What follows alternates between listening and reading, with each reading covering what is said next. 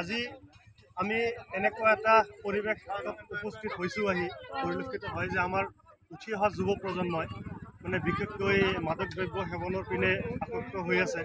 লগতে গেমিং বুলি ক'বলৈ হ'লে তেওঁলোকে মোবাইলতে খেলি ভাল পায়। গতিকে তেওঁলোকক খুবেই প্ৰয়োজন আমাৰ এই খেলপথাৰলৈ আনিবলৈ। আমি সচেতন ৰাইজক আহ্বান জনাম। লগতে আমিও অলপ উঠি পৰি লাগিছোঁ আৰু তেওঁলোকে ফিল্ডত আহে, তেওঁলোকে শৰীৰ চৰ্চাত যাতে অলপ মানে মগ্ন দিয়ে।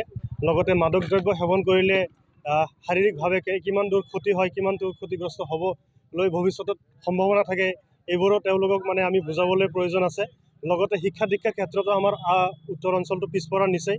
এই ক্ষেত্ৰত আমাৰ শিক্ষা দীক্ষাৰ ক্ষেত্ৰত অলপ মানে যাতে আলোড়নৰ হ'ব পাৰে বা আমাৰ যাতে অলপ আশীৰ্বাদ স্বৰূপ হয়, সেই হিচাপত আমাৰ কালপানী বজাৰৰ লগতে এখন ভাল এটা অনুষ্ঠান আগবাঢ়ি আহি আছে বা অনুষ্ঠানটো মুকলি হ'বলৈ গৈ আছে অহা আমাৰ নতুন বছৰৰ পৰা। সেই অনুষ্ঠানটোৰ নাম হ'ল ব্ৰাইট ডেষ্টিনি কোচিং চেণ্টাৰ আৰু তাৰে সভানেত্ৰীগৰাকী বাইদেউ আমাৰ মাজত উপস্থিত আছে। তেওঁৰ ফালৰ পৰা দুআষাৰ আমাৰ অঞ্চলবাসীক। অভিনয় কৰাৰ হেঁপাহ আপুনিও পুহি ৰাখিছে নেকি? আপোনাৰ অভিনয় কৰাৰ অভিজ্ঞতা নাই? কোনো কথা নাই। আপোনাৰ বাবে আহিছে সোণালী সুযোগ। 29 ছেপ্টেম্বৰত দিনৰ 9 বজাৰ পৰা নিশা 8 বজালৈ বলিউড তথা হলিউডৰ চিনেমাৰ বাবে অডিশ্যন হ'বলৈ গৈ আছে গুৱাহাটীৰ কাহিলীপাৰাস্থিত জ্যোতি চিত্ৰবনত। 5 বছৰ বয়সৰ পৰা 17 বছৰ ব্যক্তিয়ে কৰিব পাৰিব অংশগ্ৰহণ।